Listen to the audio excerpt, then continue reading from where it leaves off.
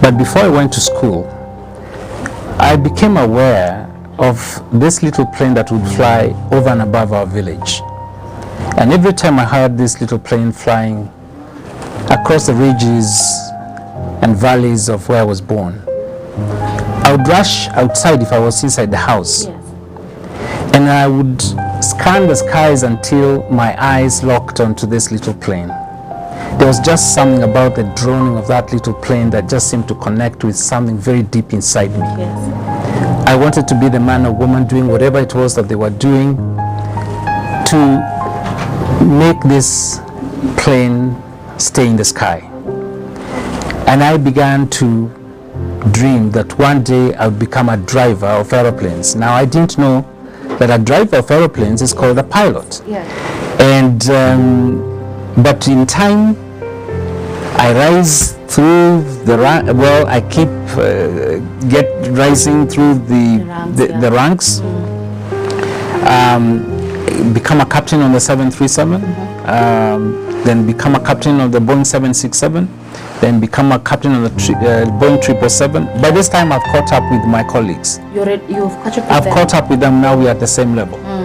And finally, became a captain on the 787, the Dreamliner. Wow. The aircraft that finally I retired, when I finally retired from commercial flying, that I was flying. And I had the singular honor of doing my last flight as a commercial pilot with my own son sitting next to me as my co-pilot. Hi my viewers, my name is Neema Grace. Welcome back to my channel, Neema Grace Inspirational channel, where you receive your dose of inspiration. Today I have a very interesting story of a person who had a dream of becoming a pilot, and despite his background, he was able to get to that point. So we're going to meet that person, and before we continue, kindly consider subscribing to my channel to receive more of these videos, to receive more of these inspirational stories, and also hit the notification bell. Yeah, welcome Back to Thank you. our channel, Neema Grace Inspirational channel. We'd really love to hear from you. We'd really love to hear your story of how you grew. But before that, can you tell us the brief history about yourself? Maybe your name, where you went to school. My name is Peter Maranga. I was born and grew up on the eastern slopes of the Aberdares in a little village called Kegogoini. And I went to school, primary school, in a place called Wandumbi. All right. And from there, that's where you discovered your dream. So at what age did you realize that you would want to become a pilot? I was less than 5 years old, and I know that I was less than 5 years old because I had not gone to school, and I went to school when I was 5. But before I went to school, I became aware of this little plane that would fly over and above our village. And every time I heard this little plane flying across the ridges and valleys of where I was born, I would rush outside if I was inside the house. Yes. And I would scan the skies until my eyes locked onto this little plane. There was just something about the droning of that little plane that just seemed to connect with something very deep inside me. Yes. I wanted to be the man or woman doing whatever it was that they were doing to make this plane stay in the sky. And I began to dream that one day I would become a driver of aeroplanes. Now, I didn't know that a driver of aeroplanes is called a pilot. Yes. But in time, when I went to primary school, I learned that a driver of aeroplanes is called a pilot. Wow. And I would write my name on my exercise books as Pilot Peter Mureithi Maranga. So my dream started that early, than that when I was less than 5 years old. Less than 5 years old. Yes. So from that, where else did you draw your inspiration now, apart from seeing the aeroplane? Well, did you have people, did you have people like encouraging you to follow your dream? Not really, because at the time when I was a kid growing up and when I had this dream, there weren't many pilots. I didn't know of any So you didn't know of any I didn't know of any pilot. in your I had village? not in my village, not anywhere. I didn't know any. However, Yes. my father became aware that I was fascinated with this little plane that would fly over and above our village. And one day he told me that this little plane belonged to a farmer who had a big ranch in a place called Muiga, near Nyeri town. Yes. And he told me that the man who owned that plane was called Peter Marian. And from that day, my father would call me Peter Marian. I would be playing outside and my father would say, Peter Marian! Wow. And every time my father called me Peter Marian, I would feel inspired. Yes. Because it's like he validated my dream. Wow. It made me be confident that I could and I would become a pilot, my dream. Yes. Because my father believed in that dream as well. So I drew a lot of inspiration from my father. Yeah, so you're saying that your father really supported you Yes, by just a simple thing as... by calling you Peter Marian. That's right. Yes. And recognizing that I had this dream and helped me to connect to that dream by calling me that name. Yeah. So from that, it helped you to keep pushing forward. So this dream stayed with me throughout primary school. So how was your performance? I was doing fairly well Yes. in school, academically. I was very active in sports, and when it was time to do the exam that you do at the end of primary school, I did the exam and I did well. Yes. And my dream was still with me. I went on to high school. Yeah. Where did you go to high school? I went to Kagumo High School. And while I was in Kagumo High School, this dream was still there with me. But you know, coming from the background that I came from, I just didn't know where to begin. Yes. Where do you begin? I didn't know anyone who could give me any kind of information, Direction. Or direction. Yes. I was like a blind man just groping in the dark. But I had faith Yes. and confidence that this would happen, and I had faith in God.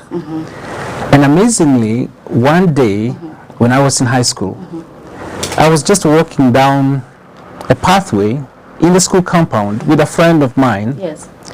and there were 3 boys ahead of us, and one of the boys picked up a piece of paper that was on the ground.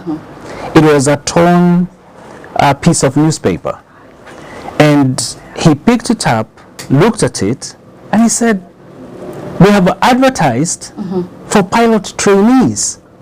When I heard that, I That time rushed. you were in Form what? That time I'm in Form 6. Okay. And I rushed and grabbed this piece of paper. And I wasn't trying to take it away from this boy. I just wanted to see what he had just announced. Yes.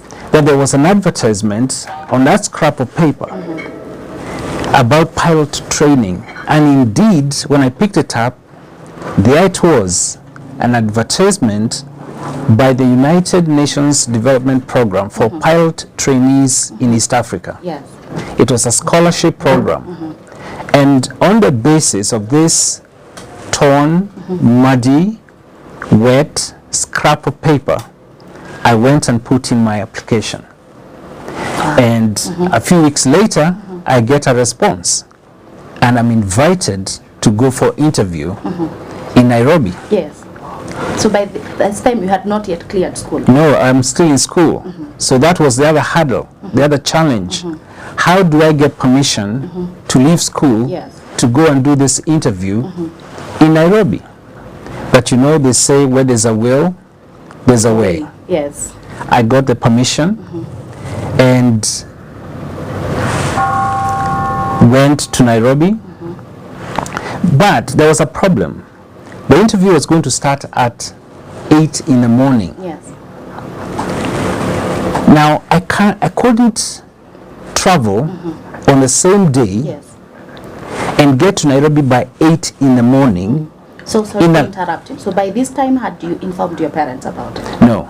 Okay, so No, they didn't know. No, I'm in a boarding school, Okay. away from home. Yes. So I'm just by myself. Yes.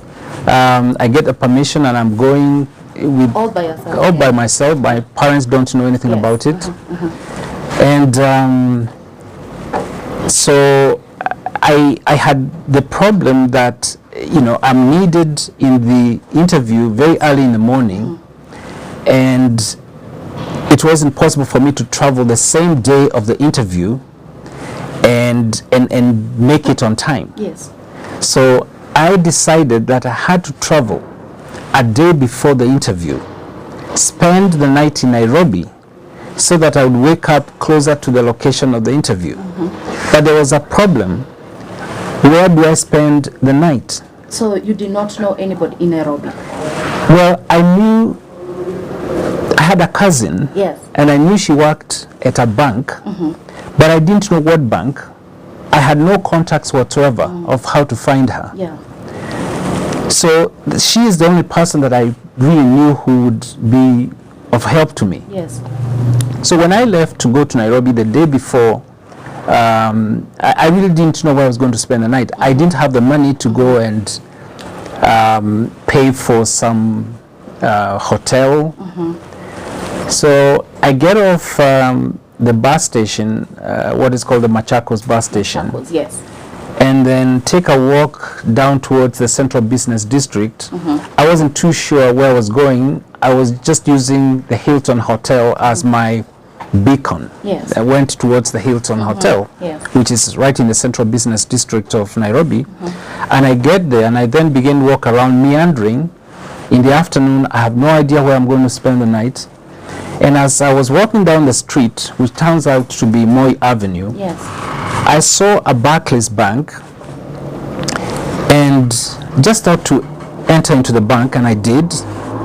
And there at the reception, there was a lady. I go and greet her, and I ask her, "Do you know Wangari Mutuota?" Now, Wangari Mutuota was my cousin, Yes. Kazi now. who works at a bank. But this is just a random bank, Yes. and this lady looks at me. So you are not even sure of the bank she worked? No, I don't know what bank. I just Yes. knew that she worked at a bank. And there are many banks in the city. Yes. So this lady looks at me, was at the reception, and then she turns like this, and she points at the back, and she's, there she is. My cousin was working in that bank, The same bank? the same bank. Yes. I mean, what are the chances? Yes. What are the odds Yes. that I would go to the first bank that I saw Yes. and ask about my cousin, and she turns out that she works at that The bank? same bank. So you would say it was very divine? It was a divine connection. Yes. And my cousin comes over, and she was happy to see me, also surprised. I tell her why I'm in Nairobi, and as it turns out, she said she lives in Madaraka Estate, or lived in Madaraka Estate, which was right close to Wilson Airport, where the venue of the interview was.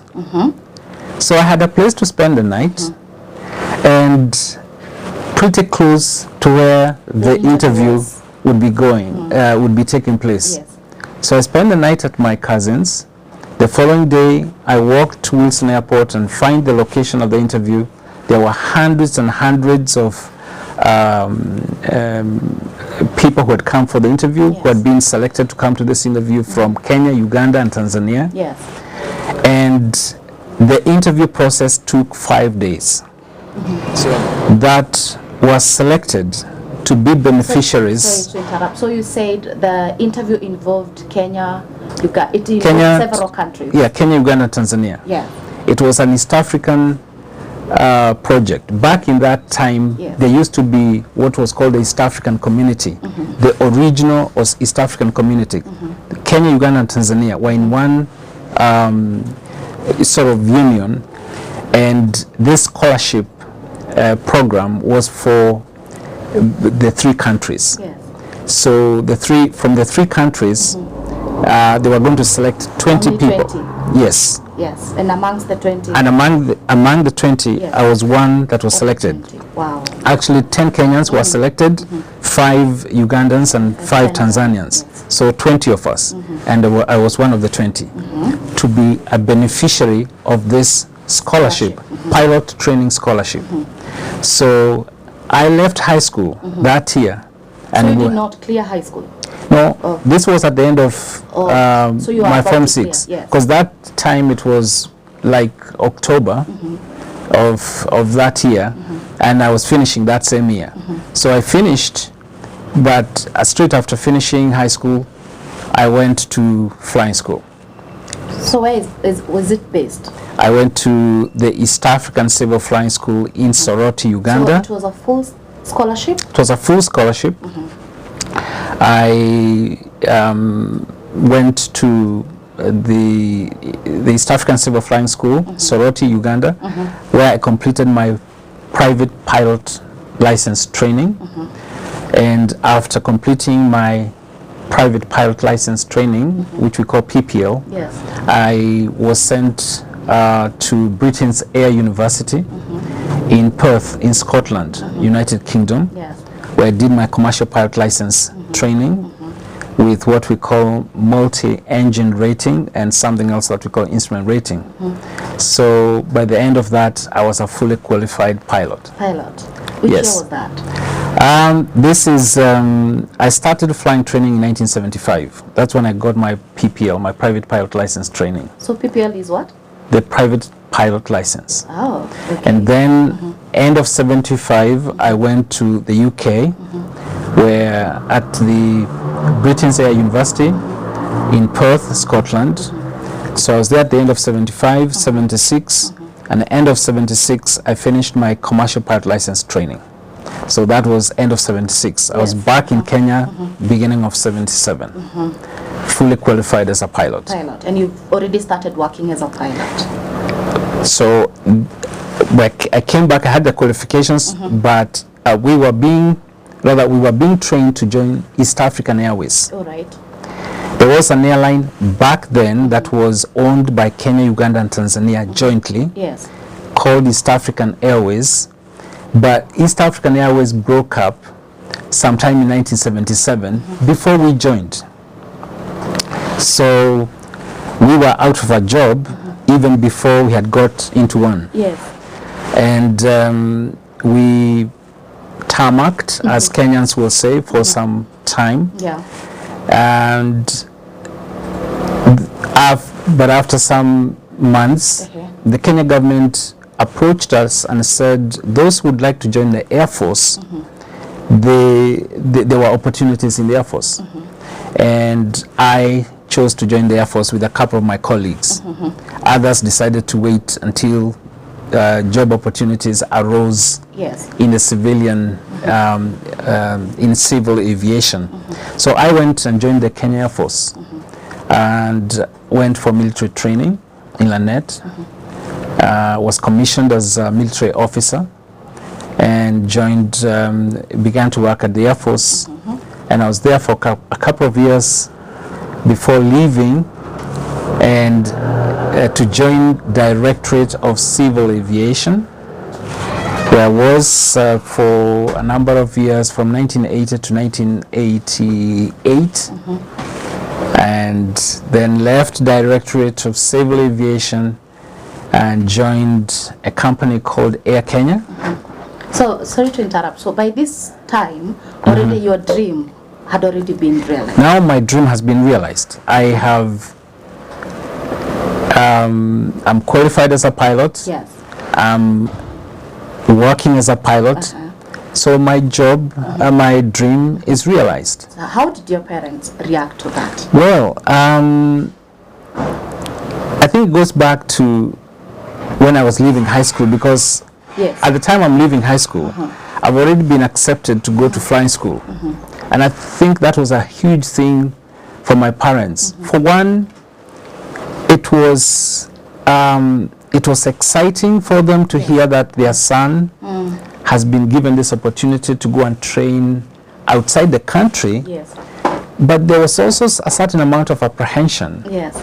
because flying wasn't something that they were familiar with, and there was some kind of anxiety that it was probably a dangerous job. So there was kind of mixed reaction. Yes, there was mixed feelings. Yes. There was mixed feelings. But in time they embraced it with joy. Yes. And I remember when we were flying away to go to the UK, I was escorted to the airport by a whole huge group of people from the village. Here at Kilgoyne. Yes, Yes. they came to the airport. They came to Nairobi with me to the airport to see me off.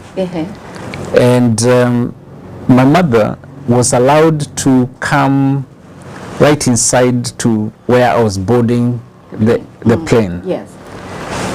And she started crying. And I asked her why she was crying. She said she'd just been shown the person who was going to fly that plane, and it's somebody who is small. And my uncle was there, asked her, what do you mean it's somebody who is small? How about your son? How big is he? In this case. She thought she felt like this plane is so huge, it's so big. The pilot also needs to be like big, Yeah, sure. Yeah. But I guess she was just going through the emotions of any mother. Yes, true. I was flying away to a faraway country, Yes. and she must have been overcome with emotion, and also she was feeling like, is he safe? And this little guy is the one who's going to be flying that, Yes, true. aircraft. Okay, so your story is very interesting, and I would say we learn a lot from it. Now, we have reached a point where you've told us now your dream has already been realized. And you told us that right from childhood, you wanted to be a pilot. Now, were there circumstances that surrounded that environment, or were there challenges, or it was just a walk in the park? Wow. So far what I've given is the positive. The positives, Yes. and where things just worked. Yeah, where they work, yes. Yes. But there were challenges. Yes. I think one of the biggest challenge was that during that time when I joined the Kenya Air Force, there was a day that we were doing some physical exercises that involved running, running physically. Physically, yes. And as we did this, I got so exhausted that I just felt dizzy and fainted. Sorry. And it was only a few seconds. I was picked up and taken to the sanatorium of the sick quarters. The doctor checked me, and by that time I was feeling quite well. There was, you didn't have any... no, I was feeling condition. okay, completely. And he checked me. There was nothing he could find that was wrong, and he just said, it looks like you were just exhausted.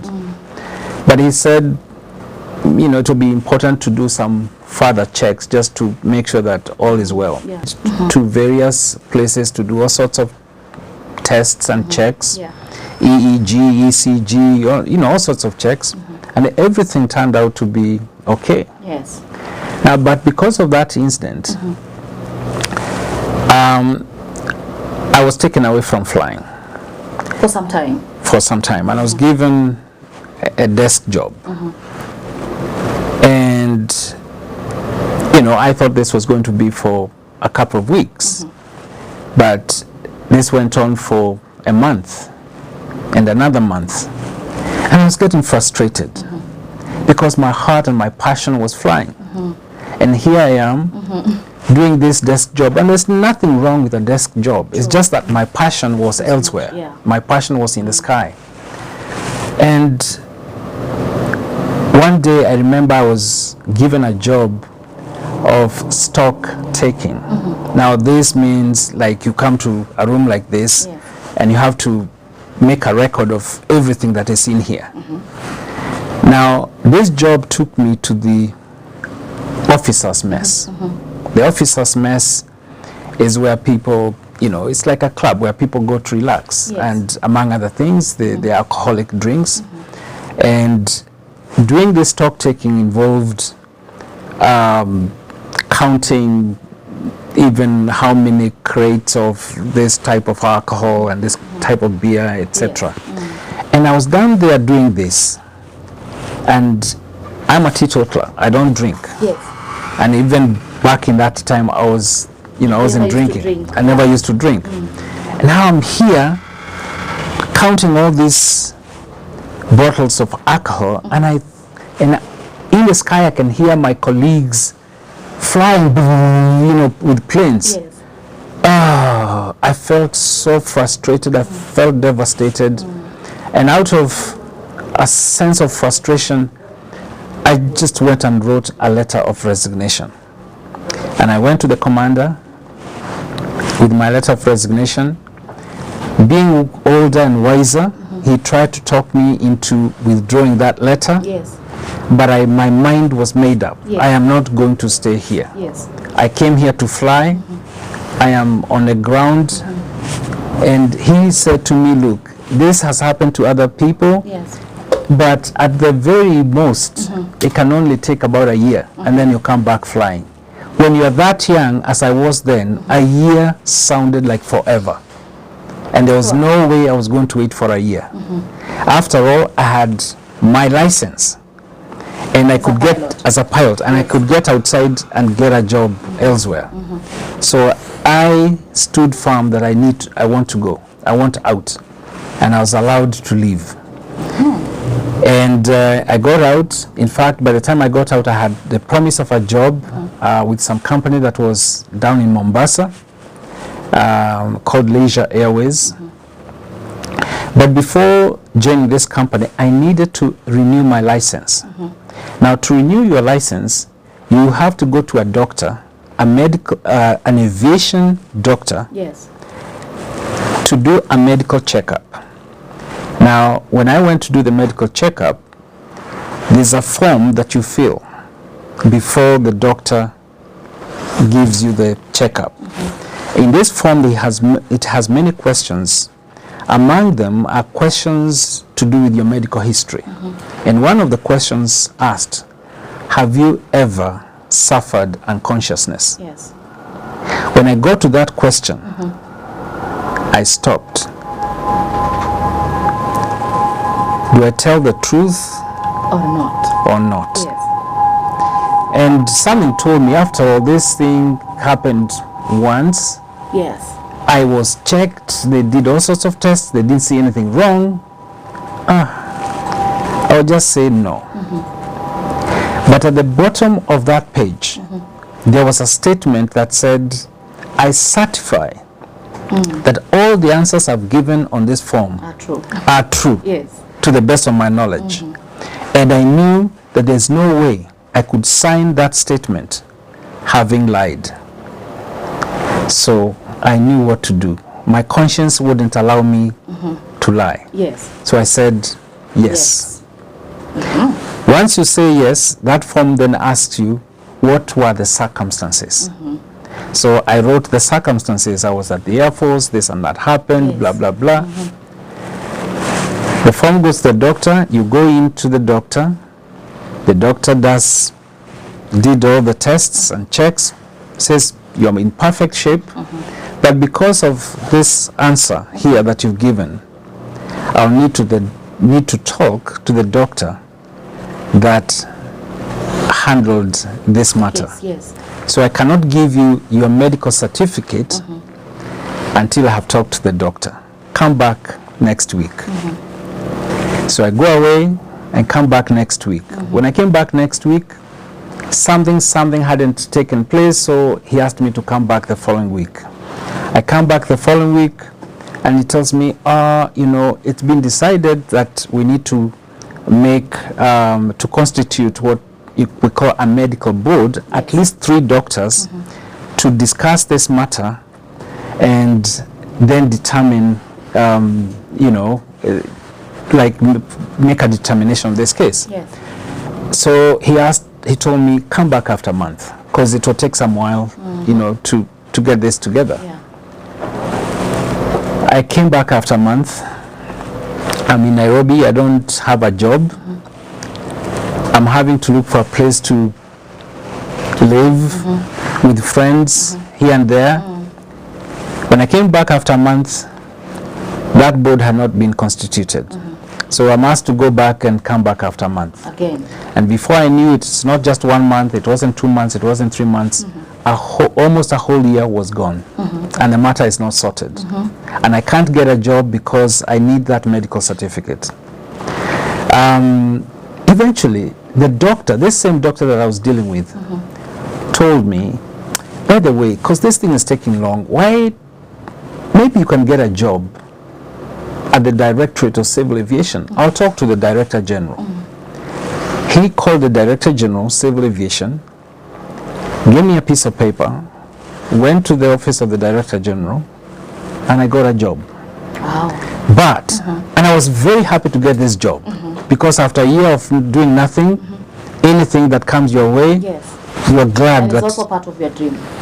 And it's within the aviation Yes, field, within, yes. but it was a desk job. It's a desk job, and my heart and my passion is to fly. Yes. That was 1980. But I was very happy because this medical board that I'm talking about, the people that should actually constitute it are there in the office of the Directorate of in the Directorate of Civil Aviation, because the aviation doctors do the job they do on behalf of the Directorate of Civil Aviation. So I knew that now that I'm inside, I'll be able to sort this thing out easier. Yes. That was 1980, 1981, 1982, 1983. The matter is still not sorted out. Yes. 1984. I'm still not back flying. Yes. 1985. Yes. And I can tell you, I am feeling like I'm mark timing, because my heart is in flying. That's where my passion is. My peers, the people that I went to flying school with, by now, oh, they are flying, you know, high, and they come to the Directorate of Civil Aviation to renew their licenses. That's where they come to renew their licenses. And when they come, they tell me how they've just landed from London. Or You're still in Kenya. and my next flight, you know, I've just been given a roster change to fly to Paris. I don't know why these people want me to go to Paris. And I'm thinking, gosh, he's complaining about going to Paris, how I'm dying, I would be in that position. So it was hard. Yeah. I felt like God had forgotten me. And I kept asking myself, here I am, I believe in God, I'm a believer, I'm born again. My colleagues, none of them is born again. They are getting on well. Yes. And I would ask God, why? Why have you forgotten me? But once in a while, you know, by God's grace, I would have the faith of Abraham, who had faith in a God who calls things that are not as though they are. Yes. Who is able to call back to life that which is dead. So I kept believing that one day, even this career that looks like it is dead and finished, Yes. God is able to resurrect it. Amen. Powerful. So I went on and waited. 84, 85, 86, 87. It was not until 1988, like 10 years later. Having waited for 10 years. 10 years. Yes. Where you felt like your dream has been shattered. Like my dream has been shattered. Yes. When finally I got my medical certificate back, and I was able to get back into flying. 10 years later. Yes. And when I got that certificate, by this time I'm married, and my wife had been praying with me because she knew what, what you know, your desires my desires were, what my dream was. Yes. And I almost immediately got a job after I got within a week, I got a job, Yes. a flying job, and I left Directorate of Civil Aviation, and I began to fly. So you joined which Air? I joined Air Kenya. Okay. And I It's was called Air Kenya. No, it's a different company. Oh, okay. It's still there, called still Air there, Kenya Air even Kenya. now. Yes. It's at Wilson Airport, and I was there end of 88 to end of 89. Yes. But end of 89, Kenya Airways recruited, Yes. and I was taken as a pilot at Kenya Airways. Kenya Airways. When I went to Kenya Airways, I started as a junior pilot, what is called a second officer, on the Fokker 27 aircraft. Now, my peers who had joined Kenya Airways way back, the people that I trained with, they were captains flying the big jets By then. by then, Yes. Airbus 310, when I'm joining there as a very junior pilot. Very junior person, pilot. Yes. Yes. But you know what? I was so full of joy and happiness that finally I was where I wanted to be. To be, yes. And as somebody who said, I would rather be at the bottom of the ladder Yes. that I want to climb than be at the top of a ladder that I didn't want to be at. Right. So here I was at the bottom of the ladder, That you wanted to climb. but it's the ladder that I wanted to climb. Awesome. And I knew that every person has a journey in life. And my journey is different from yours. Correct. And it's different from the other person's. Very true. And God chooses our pathway. So I was nothing but joy. And I said, the others, that is their path. This is my Follow path. my path. So I worked with joy and commitment, and in time I climbed through the ranks, starting as a second officer on the Fokker, Fokker 50, going on to become a first officer on the Fokker 50, first officer on the Boeing 737-200, onto the Boeing 737-300. These are different types of aircraft. Then on to become first officer, that is a co-pilot on the Airbus 310. Now I was flying with my colleagues who were captains. Yes. Big planes are flown by two pilots. One is the captain and one in charge, and their co-pilot, who is also known as a first officer. So is there a difference between a captain and a pilot No. in that field of No, yours? a captain is a pilot. Oh, okay. But a captain in an aircraft, if you would probably have two pilots, but one of them is a captain. Oh, okay. They're both pilots, but one of them is a captain. So it means who is more senior? the captain is the one who is senior. Oh, okay. He's the one in charge. He's the pilot in command. So now I'm flying the Airbus 310 as a co-pilot, flying with the captain. Now these captains were my peers, the people that I trained with. Yes. And but in time I rise through the I keep rising through the ranks, become a captain on the 737, then become a captain on the Boeing 767, then become a captain on the Boeing 777. By this time I've caught up with my colleagues. You've caught up with I've them. caught up with them. Now we're at the same level. And finally became a captain on the 787, the Dreamliner.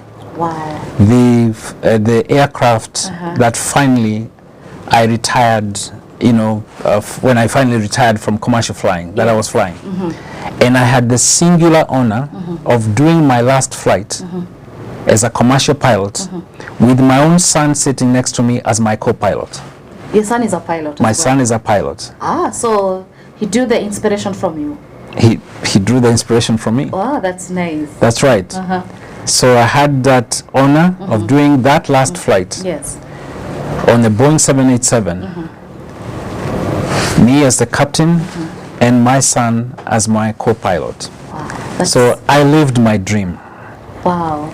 I lived my dream. So those 10 years when I was still trying to get my license back were very difficult years. Yes.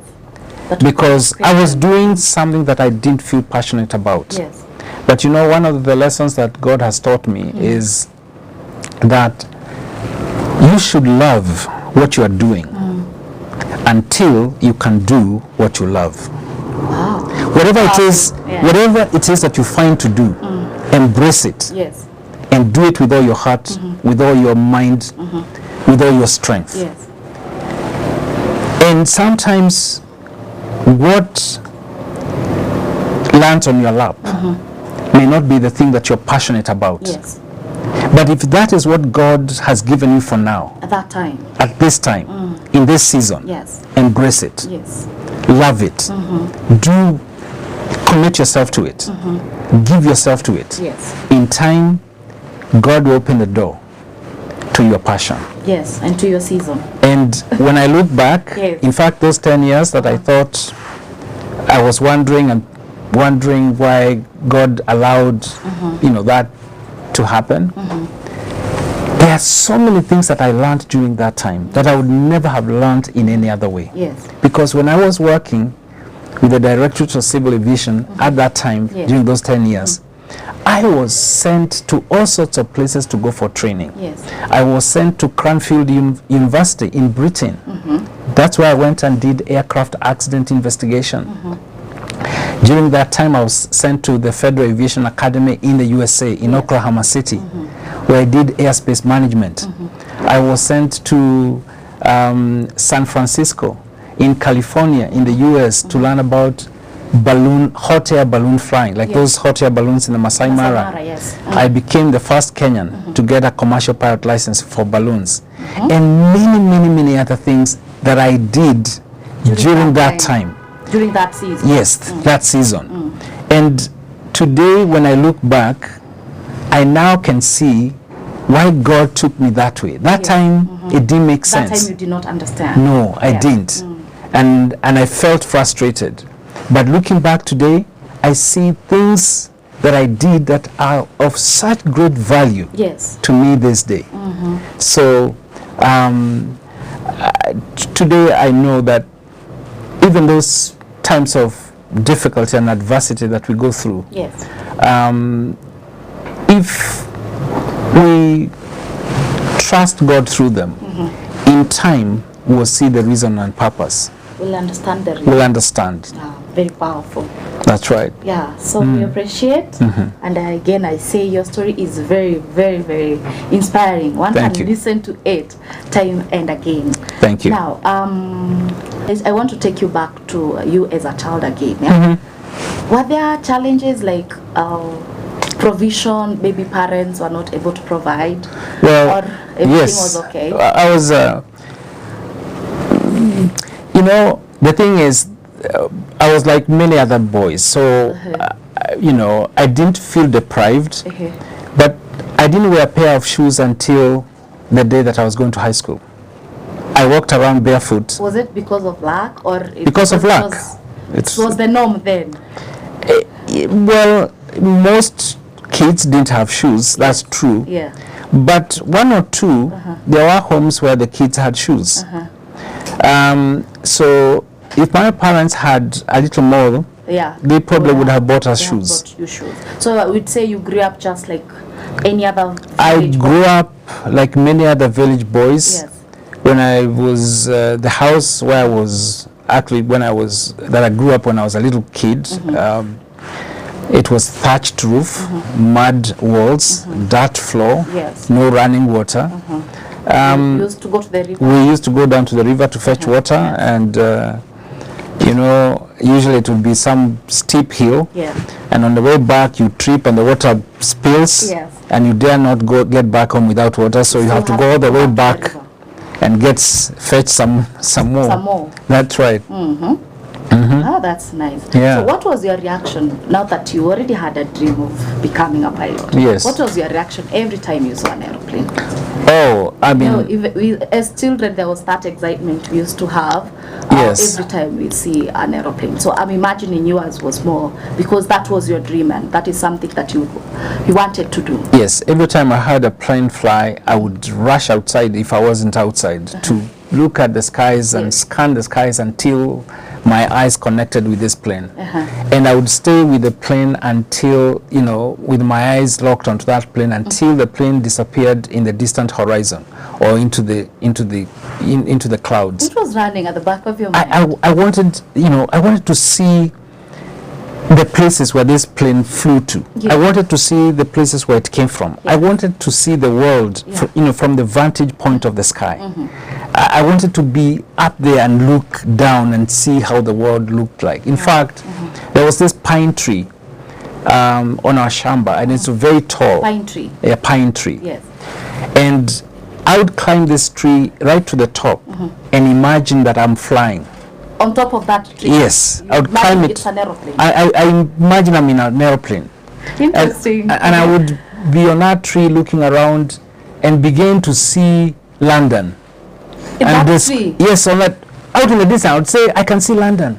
Wow. Look at those double-decker buses. And then I'll talk about how I can see New York and the tall skyscrapers. By that time? I'm alone on the tree, but the other children are down on the... They are the ones I'm telling the story. Yes. So they are the ones I'm telling what I can see. Oh. Yes. I'm telling, I can see London, and describing to them what I can see in London, in New York. It was all in my imagination. Yes. And but you know what? What you conceive, you receive. Sure. Very powerful. Yes. Because all these places now I've been to. You have been to all those places. I fly to London, I fly to Paris, I fly to New York, and I always would remember that. One of the things that I would always think of when I'm flying, especially north towards London from Nairobi, because the route takes us right above our village, Kilwini. And every time I would fly on a nice clear day, I always look down and say, yes, and I would say, I hope there's a boy or girl looking up and seeing this plane and saying, one day, I want to be a pilot, a captain, like I did. Yes. And I'd say, and God, may their dream come true. Amen. May their dream come true. Hey, that is powerful. Yeah. Yeah. Now I understand. You have written a book that is usually read by young children, licensed to fly. Yes. Could you please tell us something about it and what inspired you to write that book? It's a story about myself as a little kid and my desire to fly. It's a story about yourself. Yeah, it's a story about... I need to read it. Yes, it's just a story about me, and I talk about how, exactly what I've said here, how I would see a plane in the sky and how it would fascinate me, and how I developed this dream to fly. I also talk about me and looking after cows, because that's what I would do when I was a little boy. Yes. And finally how that dream, became a reality. Yes. So it's basically the license. Yes, and I got the license. Yes. I've written 2 other children's books, A Shocking Landing. So License to Fly. License to Fly. Shocking Landing. A Shocking Landing. Yes. And What a Big Bang. What a Big Bang. Yes. So that also revolves around... It's What a Big Bang is, they're all about flying. What a Big Bang, I tell the story of a flight that I did out of Nairobi. We were going to Dar es Salaam. I was actually the co-pilot on that flight, flying with the captain. And we took off and climbed up to a certain height. I was the one actually flying the plane. It was a Boeing 737-200. And I began to turn to the right to take the direction to Dar es Salaam. Yes. And as you turn, the aircraft banks. That means it tilts. And then when you establish on the direction that you want to go, you roll the aircraft back to level, the wings level. And as I rolled out, right ahead, there was something like 20 marabou storks. These are these huge birds, that scavenging birds that have something that hangs, below their neck. Yes. They were right there in front of us. At that point, we must have been flying at about 600 kilometers an hour. There was absolutely no time to execute any evasive action. So almost instantaneously, almost immediately after we saw these birds, we crashed into them, and we hit those birds. The windscreen was shattered, and Of the plane. Yes. and glass pellets flew everywhere in the cockpit. The captain was hit, and I just saw him slump like this with blood. Sorry. And I could see he had been knocked out unconscious. But I was sitting there, and I knew that I wasn't hurt myself. And I immediately reduced the speed of the aircraft and stopped the climb. Went on the radio, called the air traffic control, declared an emergency, and requested for an immediate return back into Nairobi. Yes. And we got the clearance, and I began to turn the aircraft. The windscreen is shattered, the aircraft begins to shake, and I was thinking this aircraft is going to break up any minute. I couldn't tell where, the shakings were coming from, but it was like some part of the aircraft had been ripped open, and air was forcing itself through. So I managed to turn the aircraft, and we were given priority clearance, and I managed to bring it back and landed, safely. Yes. And managed to get out of the runway. And I can tell you, when I touched down, the sense of relief was amazing, because I never thought that would make it onto the ground. Yes. Because that aircraft was, shaking and vibrating. Yes. So when we finally managed to stop and got out of the aircraft, we discovered the captain came round. Yes. He came round. In fact, he wasn't badly injured. Okay. It's just, I think it is the shock, and and the birds actually hit more on his side, not where I was. Yes. And that, I think, is what caused him to just pass out. Yes. Came round, and What was, inspired you to write that book? You're calling that's what? yes, what a big bang. What a big bang. Oh. Yeah, that's what inspired me to write that that story. That is pretty nice. Yeah. So how can one get your books? If you go to any bookshops where they sell readers, readers for schools, So basically for primary school kids. from primary school, you'll find them. Okay. Yeah, I know textbook centers, lots of other bookshops. I've been to a couple of bookshops here in Nyeri, where I saw them.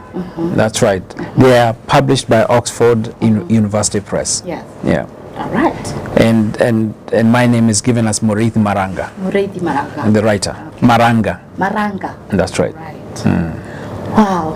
Hear your story, like I said. One can listen to it time and again. But for the interest of time, we appreciate. And I want to believe that my viewers have learned a lot from your story. Yes. And I'm also a teacher, and I think your story is also going to inspire young children that would want to become pilot or whatever dream that they want to follow. Yes. So they should not feel limited by what the circumstances surrounding them. That's they right. should follow their dream, because with time it's going to be realized. Dreams come true. Their dreams come true. Dreams come true. Yes.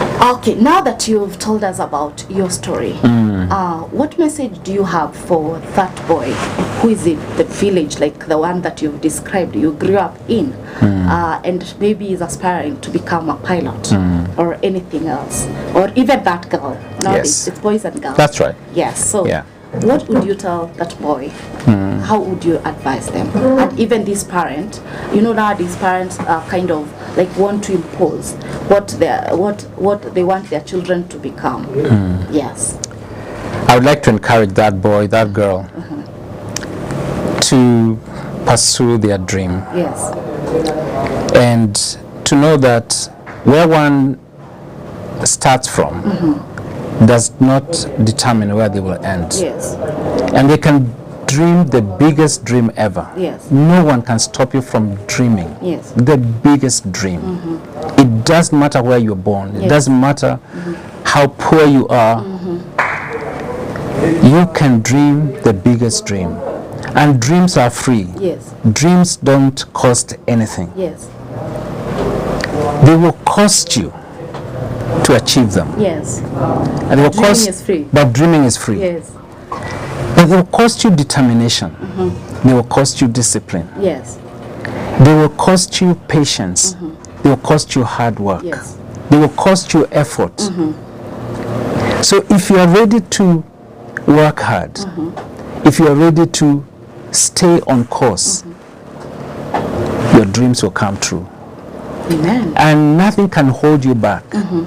It may take some time, but your dream will come true. So hold on. Young boy, young girl, hold on to that dream.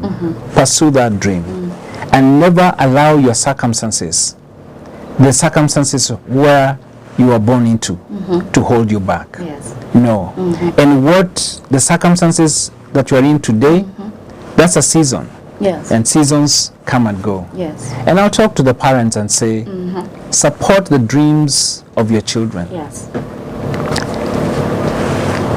Help them to live their dream, to accomplish their dreams. Support them. I know sometimes as parents, we want to live our dreams in our children. Yes. But the very best thing that we can do for them is to support them, to be available for them, to achieve the dream that they have. Powerful.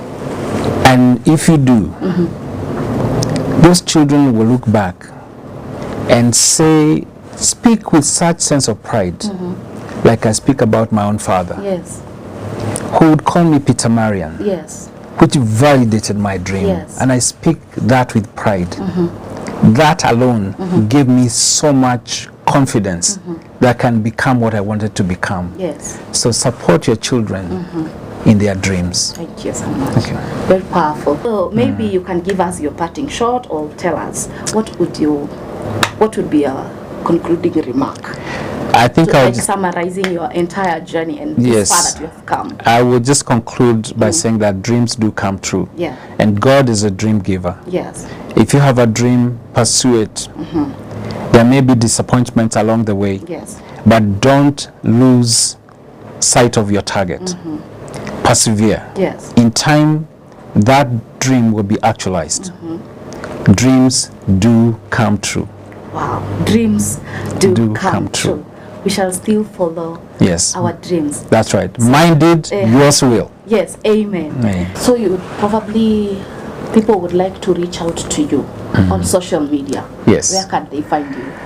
They can find me on Facebook. Just search for Peter Maranga. So thank you so much, sir. Asante Once sana. again, Mr. Maraga, Thank you. for finding time to come and share your inspirational story. I am sure my viewers have received their very nice dose of inspiration that dreams do come true. So we're going to conclude from here. Thank you. Thank you so much. It was my joy to be here. My pleasure too. Yes. Thank you so much. Be blessed. Asante So sana. my viewer, I want to believe that you've learned something and you are going to follow your dreams. That from our guest today, dreams do come true.